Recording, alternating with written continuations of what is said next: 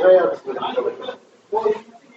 सिवनी मालवा विधानसभा की बात करें तो आजादी के 75 साल बाद भी जो मूलभूत सुविधाएं यहाँ की जनता को मिलना चाहिए थी वो नहीं मिली है।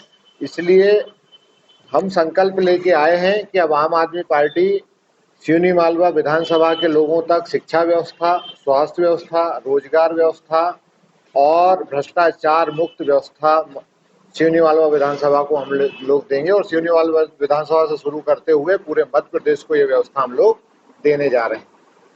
अभी मैं देख रहा था कि विधायक जी भूमि पूजन कर रहे हैं, तो जो भारतीय जनता पार्टी है उन लोगों को जनता केवल चुनाव के वक्त याद आती है। वो जनता को भूल चुके हैं और जब चुनाव आता है, उनकी जरूरत होती है, वोट की बात होती है, तो केवल ये भूमि पूजन करते हैं। बहुत सारे उदाहरण मैं आपको साथ दे सकता हूं कि जिन्होंने भूमि पूजन की है वो आज तक इन्होंने पूरे नहीं किए। विधायक जी के गांव की गौशाला की बात करें तो वो भी 5 साल से अधूरी पड़ी। तो ये सारी व्यवस्थाएं जनता को मिलनी चाहिए थी, परंतु भ्रष्टाचार की भेंट चढ़ गई है, अव्यवस्था की भेंट चढ़ गई है। तो जनता भी बदलाव चाहती है और हमारे कार्यकर्ता बहुत उत्साह में। जब से मेरे नाम की जो घोषणा पार्टी ने की है, तो मैं शीर्ष नेतृत्व को धन्यवाद देता हूं कि उन्होंने मुझे इस योग्य समझा कि मैं जनता की सेवा कर सकूं। और ये हमारा लक्ष्य रहेगा कि सिवनी मालवा विधानसभा को मध्य प्रदेश की नंबर 1 विधानसभा हम लोग बनाएं। सर, दिल्ली और मध्य प्रदेश की पृष्ठभूमि दोनों अलग है। दिल्ली की बात अगर हम करें, दिल्ली में आम आदमी पार्टी का समावेश के लिए मध्य प्रदेश में खासकर विधानसभा 136 में कैसे आप मानते हैं आम आदमी पार्टी? देखिए, ये तो एक भ्रम में फैलाने वाली बात हमारे विपक्षी करते हैं कि दिल्ली की पृष्ठभूमि अलग है, पंजाब की पृष्ठभूमि अलग है, मध्य प्रदेश की अलग है। मैं उनसे सवाल करता हूं, या जो भी ये बात करते हैं उनसे मेरा एक सवाल है, क्या मध्य प्रदेश के लोग विकास नहीं चाहते? क्या मध्य प्रदेश के लोग अच्छी शिक्षा व्यवस्था नहीं चाहते? क्या मध्य प्रदेश के लोग अच्छी स्वास्थ्य व्यवस्था नहीं चाहते? क्या मध्य प्रदेश के युवा रोजगार नहीं चाहते? क्या मध्य प्रदेश के लोग भ्रष्टाचार मुक्त व्यवस्था नहीं चाहते?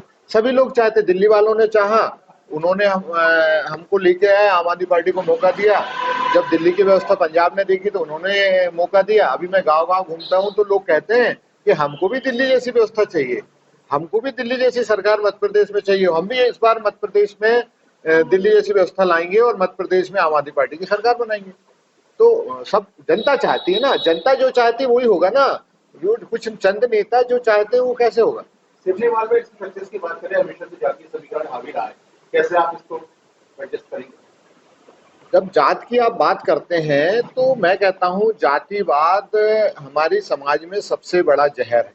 मैं एक बात आपसे पूछता हूं, ये जो लोग जातिवाद की बात करते हैं, जाति की बात करते हैं, यदि एक जात का व्यक्ति कोई विधायक या नेता है और दूसरी जात का नहीं है, तो यदि वो व्यक्ति गलत करता है तो किसका सपोर्ट करेंगे? वो उस जात का करेंगे। तो फिर लोकतंत्र कहाँ बचा? तो हम यहाँ पे मध्य प्रदेश में आम आदमी पार्टी लोकतंत्र की पुनर्स्थापना के लिए सिवनी मालवा विधानसभा में हम लोग ये जो जात पात की राजनीति हो रही है इसको खत्म करने आए हैं। हमारे नेता भी कहते हैं कि हम लोग राजनीति को बदलने आए हैं। हम जो घिसी पिटी राजनीति है उसको करने नहीं आए, हम राजनीति को बदलने आए, उसमें मूलभूत परिवर्तन करेंगे। और जो वास्तविक काम करना चाहिए एक राजनेता को, एक लीडर को, एक नेता को, वो करने आए हैं।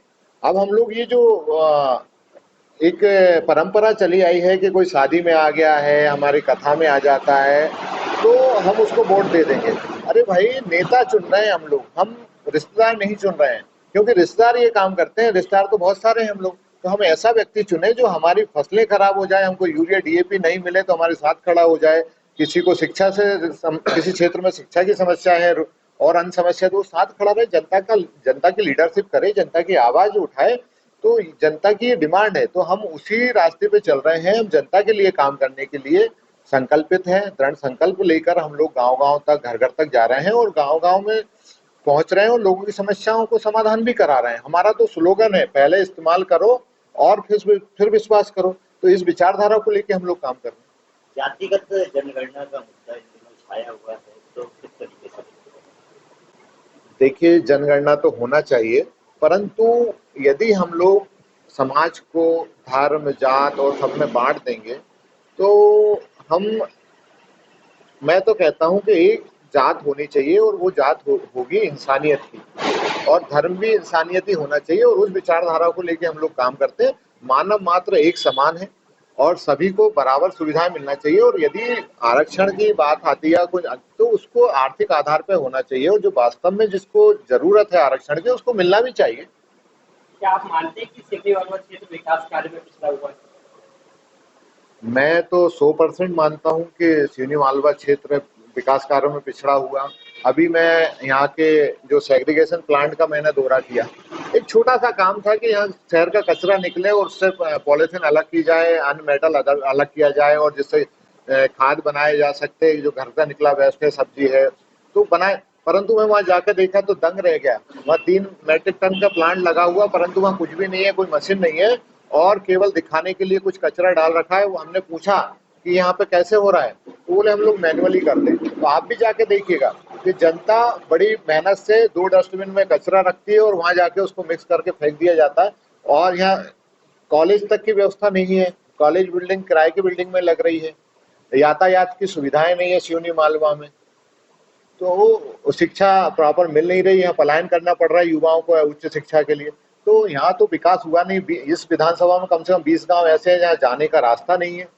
बिजली की समस्या इतनी विकराल रूप धारण किए हुए केसला ब्लॉक में कि लाइट चली जाती तो 3 दिन तक आती नहीं है। तो विकास कहाँ, मुझे तो दिखाई नहीं देता। विकास एक जगह दिखाई देता, दीवार पे लिखा हुआ, जमीन पर विकास नहीं है, और बहुत विकास की आवश्यकता है। सिवनी मालवा विधानसभा के लोगों को बहुत सारे सपोर्ट की आवश्यकता है, और जो आम आदमी पार्टी से वो उम्मीद कर रहे हैं, और उनको लगता है कि आम आदमी पार्टी उनके लिए मूलभूत सुविधाएं उपलब्ध कराएगी। आज मैं देखता हूं, अभी मैं एक बहुत गरीब परिवार से मिलके आया हूं, उनसे पूछा कि आपके बच्चे कहाँ पढ़ते हैं, तो बोले वो हमको हमारे बच्चों को प्राइवेट स्कूल में पढ़ाना पड़ रहा है। तो ये विकास है। शिक्षा खत्म करा दी इन्होंने, स्वास्थ्य व्यवस्था है नहीं। आप चले जाइए यहाँ के सरकारी अस्पताल में, यहाँ ईसीजी तक की तो व्यवस्था है नहीं, तो आप क्या उम्मीद कर सकते हैं। अभी 4 दिन पहले एक व्यक्ति का एक्सीडेंट हो गया था, हमने उसको एडमिट कराया। जब एम्बुलेंस की बात आई तो बोले 1500 रुपए लगेंगे, और जब हमने 108 पे फोन लगाया तो उन्होंने हमसे 1 घंटे वेट करने की बात कही। तो सीरियस कंडीशन में यदि पेशेंट होगा तो उसका इलाज कैसे होगा। तो ये बहुत सारी दिक्कतें हैं। सिवनी मालवा लोकल की भी बात करें तो बहुत सारी समस्याएं हैं।